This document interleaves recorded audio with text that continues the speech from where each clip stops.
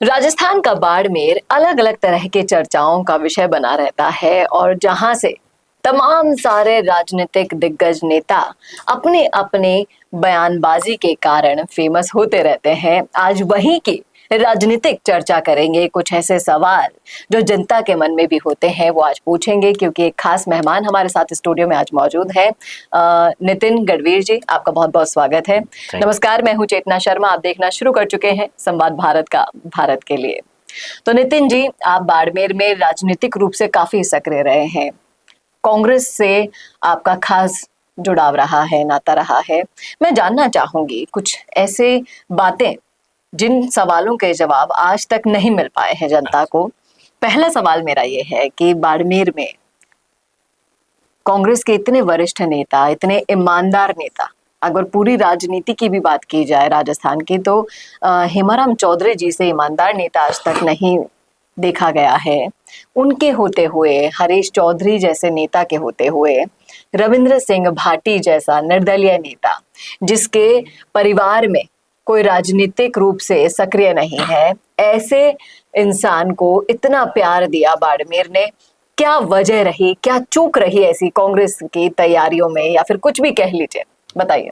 First of all तो ma'am, Barmer की तपोभूमि बाबा चंचलनाथ जी की धरती से आपको बहुत बहुत धन्यवाद, आपने मुझे यहाँ इन्वाइट किया। और अब मैं बात करूंगा रविंद्र सिंह जी के बारे में। तो आपको मैं इतिहास बताना चाहता हूँ मैडम। बाड़मेर की धरती ने हमेशा ऐसे नेताओं को पैदा किया है जी, चाहे वो रामदान जी चौधरी हो, गंगाराम जी चौधरी हो, हेमाराम जी चौधरी हो, और अभी युवाओं में अगर देखा जाए, और इससे पहले अब्दुल हादी साहब, अमीन खान जी, जो एक पूरी पीढ़ी दर पीढ़ी, तीन तीन पीढ़ियां जिनकी चली है राजनीति में। ये बाड़मेर की धरती का एक, आप जो भी समझें, कुछ ना कुछ वहाँ की जो रेत है उसमें एक क्रांतिकारी सोच और बुद्धिजीवी वर्ग और राजनीतिक सक्रियता के लिए हमेशा बाड़मेर जैसलमेर बॉर्डर इलाके का होते हुए भी सबसे आगे रहता है। और उसमें हमारे सामने अभी जो रविंद्र सिंह जी का जो आया है, बहुत ही ज्यादा फेमस हैं वो। तो हेमाराम जी अपनी जगह, उन्होंने अपना सरपंच से स्टार्ट किया, 2-3 बार एमएलए रहे, फिर वो मंत्री भी रहे, और फिर पिछली बार उन्होंने चुनाव नहीं लड़ने का फैसला लिया। हेमाराम जी जमीनी स्तर से ऊपर उठे हुए हैं, और वो जिस कम्युनिटी से आते हैं उस कम्युनिटी का जो आप प्रोग्रेस देखोगे तो पिछले 30-35 सालों में हुई। उससे पहले अगर आप जाट कम्युनिटी की बात करते हैं तो इनकी जो स्थिति थी वो आज जैसी नहीं थी। इनकी परिस्थितियों को बदलने के जो भी, अगर जिसको आप श्रेय देना चाहें, तो उनमें रामदान जी चौधरी, गंगाराम जी चौधरी, हेमाराम जी चौधरी, और कई ऐसे वरिष्ठ और भी नेता होंगे जिनका शायद मैं नाम नहीं ले पा रहा हूँ अभी। और वर्तमान समय में देखा जाए तो हरीश चौधरी और उमेदाराम जी बेनीवाल, जो अपने समुदाय के लिए हमेशा तत्पर रहते हैं, हमेशा आगे रहते हैं, चाहे वो युवा हो, महिला हो और बुजुर्ग हो, वो समाज के बहुत अच्छे लीडर हैं। और उसी राह पर मेरे हिसाब से रविंद्र सिंह जी भी चल रहे हैं। और रविंद्र सिंह जी राजपूत समाज से आते हैं, जो अपने वीरता और शौर्य के लिए, साहस के लिए हमेशा इतिहास में नाम लिखाया है इन्होंने। और उस कम्युनिटी का बहुत ही ज्यादा सहयोग है अपने युवा नेता के लिए। और इतनी जागरूकता अगर दूसरे समाजों में भी होती तो आज SC ST माइनॉरिटी के और भी कई युवा चेहरे आपको इसी रेत से मिल आपके यहाँ या टीवियों पर MLA या MP बनते हुए देखते हैं। वो तो सही कहा आपने, लेकिन जब राजनीति की बात आ जाती है, राजनीति अच्छे अच्छे की आप समझ सकते हैं कि चलते हुए रास्ते में टांग अड़ा दी जाती है, ऐसी होती है राजनीति, ऐसा होता है गेम। बाड़मेर की सियासत में ऐसी टांग खूब अड़ाई जाती है। बात करें, अगर मान लीजिए, सपोज क्या हकीकत है ये तो, कि जाट समाज से कितने बड़े बड़े दिग्गज नेता कांग्रेस में आए, लेकिन वो मुख्यमंत्री पद तक पहुंच ही नहीं पाते। हेमाराम चौधरी जी जैसे नेता भी अपनी पैर को पीछे खींच चुके हैं और कहीं ना कहीं अब राजनीति से दूर खिसकते जा रहे हैं। क्या लगता है आपको, पायलट का साथ देने की सजा उनको ये मिली, या फिर आज भी जाट सीएम नहीं बन पा रहा है, इसकी सबसे बड़ी वजह आप क्या मानते हैं? मैम, मैं उस व्यक्ति को नेता मानता हूँ जो केवल और केवल एमएलए, एमपी या सीएम या फिर आप कैबिनेट मिनिस्टर या प्रधानमंत्री बनने के लिए आप जनता की सेवा करें, समाज सेवा करें, अपना प्रचार प्रसार करें, वो नहीं। मैं तो नेता उसको मानता हूँ जिसके पीछे बहुत बड़ी भीड़ हो, उसके बुलावे पर, उसकी रीति और नीति से उसके कार्यकर्ता और युवा और महिलाएं, पूरा वर्ग, जैसे ऐसे कई उदाहरण है आपके सामने।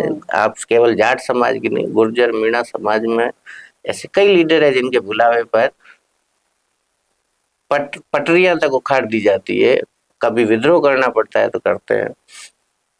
तो हेमाराम जी का जो हेमाराम जी ने अपने समय में जितनी उनको प्रगति करनी थी उन्होंने कर दी। उनकी जो अभी एज है वो भी शायद 75 साल से ऊपर हो चुकी है। और वो जब भी उन्होंने पॉलिटिक्स किए तो या तो वो जैसे क्रिकेट में होता है कि या तो उन्होंने आगे बढ़ के शॉट खेला या पीछे हटके, मतलब प्लेड कर दिया, बॉल रोक दी, डिफेंस, कोई रन नहीं और कोई नुकसान नहीं। तो ये स्टाइल है हेमाराम जी की, जो मैं ये समझता हूँ कि ये एक बहुत ही अच्छा राजनीतिक गुण है। हमेशा युवाओं को आगे बढ़ाने की बात की है। पिछली बार भी जब उन्होंने चुनाव लड़ने से मना किया था तब यही बोला कि मैंने कर लिया जितना करना था, अब युवाओं को मौका मिलना चाहिए, ये उनकी सोच है। लेकिन कहीं ना कहीं पार्टी आलाकमान की ये सोच होने के बावजूद भी युवा नेता तो बहुत है, एक से बढ़कर हैं। आप देख लीजिए कितने सारे युवा नेताओं की फौज कांग्रेस में खड़ी हो गई है। पायलट के साथ साथ आप देखिए मुकेश भाकर है, निर्मल चौधरी है, अनिल चोपड़ा है, तमाम तरह की युवा फौज बन गई है, लेकिन मौका नहीं मिल पा रहा है अभी सबको वो वाला जो चाहिए उन्हें। इसके पीछे की जो राजनीति है, इसके पीछे के जो षड्यंत्र है, कहीं ना कहीं आप देख रहे हैं। रोज गहलोत जी के मामले में कई खुलासे किए उनके ओएसडी ने, तो कहीं ना कहीं इमेज को तोड़ रही है ये धरातल पर। अगर आप जनता के बीच में जाएंगे, उस इमेज को किस तरीके से मजबूत करेगी कांग्रेस अब? देखिए मैम, कांग्रेस ने हमेशा जिसको भी दिया है बहुत ज्यादा दिया है, और जिसको नहीं दिया है उसको बहुत कम दिया है। जो आप मेरे से सवाल पूछना चाहते हो उसमें हम खुद भी इसके गवाह रहे कि कभी कभी न्यू यंग लीडर्स की, आपने सुना होगा, भ्रूण हत्या जो होती है वो कर दी जाती है अपने ही कम्युनिटी के कुछ बड़े नेताओं के चक्कर में।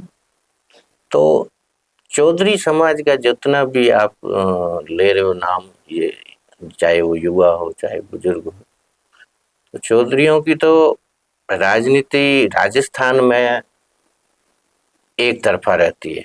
हेमाराम जी का मुझे वो स्पीच याद आ रहा है जब उन्होंने कहा था कि जाट की बेटी जाट को और जाट का वोट जाट को। तो ये जाट समाज जो है वो बहुत ही प्रभावशाली राजनीति करता है। और रही बात युवा नेताओं की, तो नेता धीरे धीरे तैयार होता है, और जिन जिन नेताओं का आपने नाम लिया वो व्यक्तिगत रूप से और सार्वजनिक जीवन में बहुत ही श्रेष्ठ हैं और आगे बढ़ेंगे। ये अगर स्वयं में काबिलियत है तो मेरे पास ऐसे भी कई उदाहरण हैं जिनको कांग्रेस ने जमीन से उठा के आसमान तक पहुंचा दिया। एक दो नाम मैं सुनना चाहूंगी उनसे जिनका आप हाँ। बोल रहे हैं कि जमीन जैसे से आपने उठाकर आसमान में। जैसे आपने नाम लिया मुकेश जी भाखर का, मैं आपको एक किस्सा सुनाता हूँ। मुकेश भाखर 2011 का, जब हम यहाँ आए थे राजस्थान यूनिवर्सिटी में, प्रभा चौधरी उस समय राजस्थान यूनिवर्सिटी से निर्दलीय चुनाव लड़ी थी छात्र संघ अध्यक्ष का। जब मैं आया था कि प्रभा के भाई वगैरह में हमारे फ्रेंड थे, तो हम भी कांग्रेस में थे, हमारे भी यहाँ बाड़मेर जैसलमेर के लड़के हॉस्टल्स में रहते थे। उस समय मुकेश जी भाखर राजनीति करते थे एनएसयूआई में। इनके टिकट दिलाने की कोशिश की थी प्रभा जी को, लेकिन प्रभा जी को टिकट मिला नहीं, फिर निर्दलीय खड़े हो गए। तो उस समय के मुकेश भाखर जब प्रभा को हम जीता के बाड़मेर लेके गए और मुकेश जी का जब स्वागत किया, तब उसी समय मैंने हरलाल छात्रावास के अंदर स्पीच हुआ था। मैंने कहा था कि अरे बाड़मेर के चौधरियों, देखो ये सूरजमल और तेजा जी की सेना है, और ये आने वाला भविष्य का राजेश पायलट बोल रहा है ये मुकेश जी भाखर। और आज मुकेश जी भाखर 2 बार एमएलए रह गए। और मुकेश जी भाखर साहब का अगर आप फैमिली बैकग्राउंड देखो, मुकेश भाखर का देखो, मनीष यादव का देखो, जिग्नेश मेवाणी का देखो, कन्हैया कुमार का देखो, कितने उदाहरण दूं मैं आपको कांग्रेस के। ये ना तो किसी के कांग्रेसी बड़े लीडर के बेटे हैं या बेटी है, ना ही इनके पास कोई बड़ा बिजनेस सपोर्ट, सब जमीन से उठे हुए। और ऐसे ऐसे लोगों को ही कांग्रेस लाती है। और मेरा जो कांग्रेस के प्रति रुझान है वो इसी वजह से है।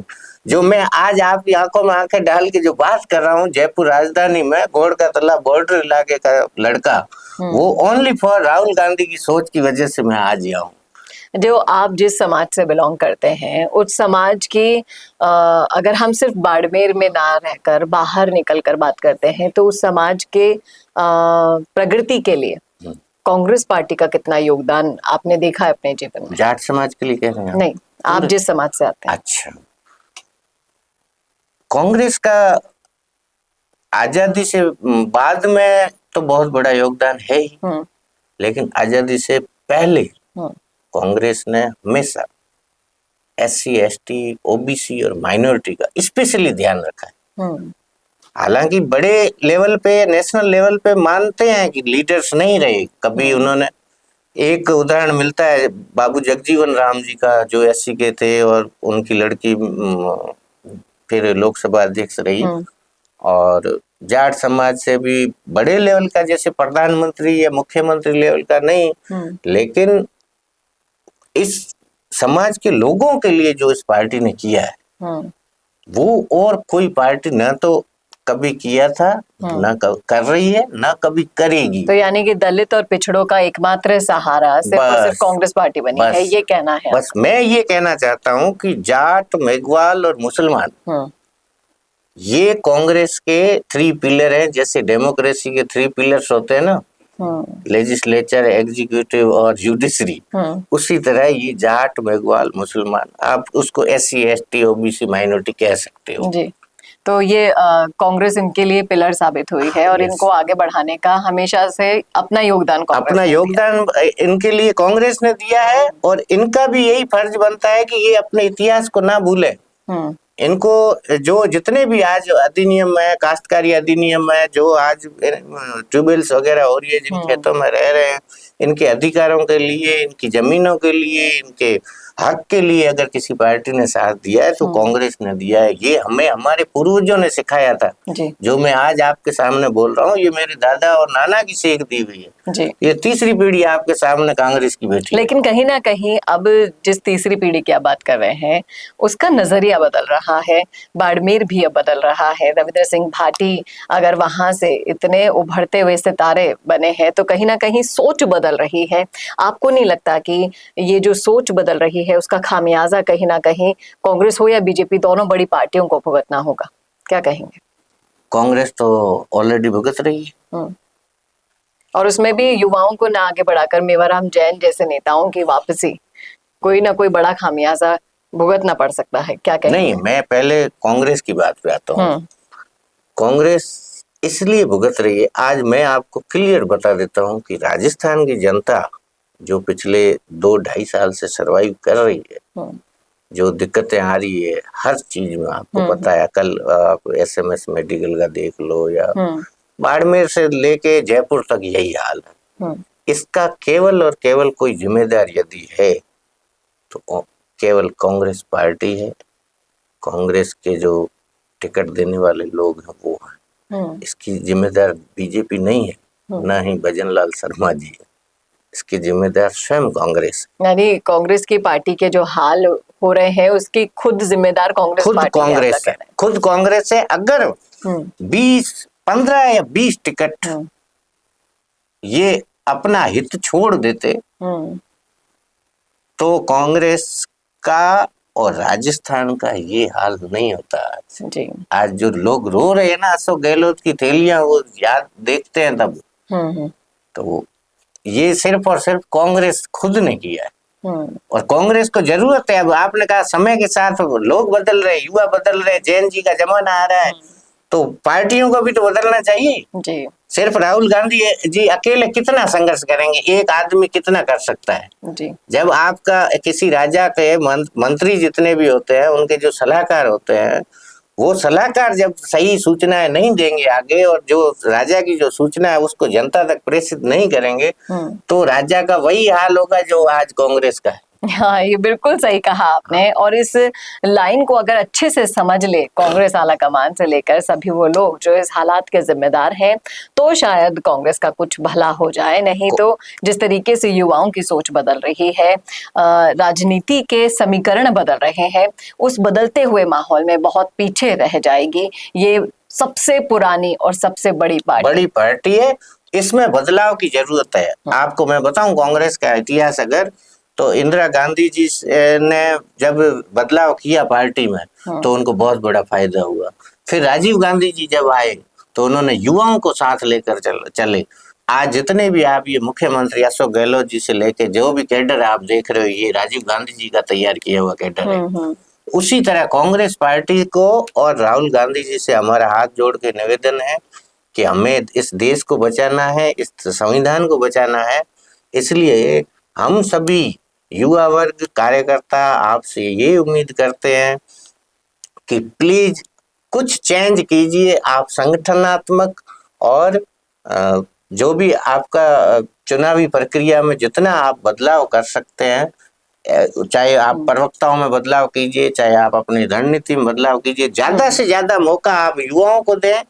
और परिवर्तन सृष्टि का नियम है। जैसे जो NSUI में काम करता था उसको अभी यूथ में जरूरत है, तो यूथ में लाएं, यूथ वालों को प्रदेश कांग्रेस में लाएं। प्रदेश कांग्रेस में जो सक्रिय है वो इंटेलेक्चुअल पर्सन है, जिसके पीछे वास्तव में जमीनी कार्यकर्ता है, जिसने लाठियां खाई है, जिसने संघर्ष किया है कांग्रेस के लिए, उस आदमी को अवसर मिलना चाहिए। चाहे वो MLA बनाओ, चाहे MP मत बनाओ, प्रधान मत बनाओ, लेकिन कम से कम संगठन के लिए और कांग्रेस पार्टी के भविष्य के लिए आप ऐसे बदलाव कीजिए जिससे हम कांग्रेस भी बदले और देश भी बदले। यही संदेश है मैम। तो ये है उस युवा की आवाज जो कांग्रेस को पसंद तो करता है, लेकिन कहीं ना कहीं उसे आगे बढ़ाने की दिशा में काम करना चाहता है, संघर्ष करना चाहता है, संगठन को मजबूत करना चाहता है, और उसको करने के लिए इन सभी बदलावों की उम्मीद करता है जो नितिन जी ने अभी आपसे शेयर किए। सर, बहुत बहुत शुक्रिया हमसे जुड़ने के लिए, संवाद पर अपनी राय रखने के लिए। क्या कहते हैं आप इस मुद्दे पर, रखिएगा राय जरूर कॉमेंट बॉक्स में। कैसा लगा वीडियो बताना ना भूलिएगा, और ऐसे और वीडियोस के लिए देखते रहिए संवाद भारत का, भारत के लिए। नमस्कार। क्या आप भी बनना चाहते हैं अपने जिले की आवाज? क्या आपके अंदर है सच दिखाने का जुनून? क्या आप भी रखते हैं समाज को आईना दिखाने का हौसला? तो संवाद न्यूज आपके लिए लाया है एक बहुत बड़ा मौका। जी हाँ, अगर आप भी बनना चाहते हैं अपने जिले की आवाज और कमाना चाहते हैं पत्रकारिता की दुनिया में अपना खुद का नाम, तो जुड़िए संवाद न्यूज से, जहां 4.5 लाख सब्सक्राइबर से भी ज्यादा का हमारा परिवार है और 10 करोड़ से भी ज्यादा व्यूज है। तो सोच कर रहें, नीचे दिए गए नंबर्स पर आज ही कॉन्टैक्ट करें।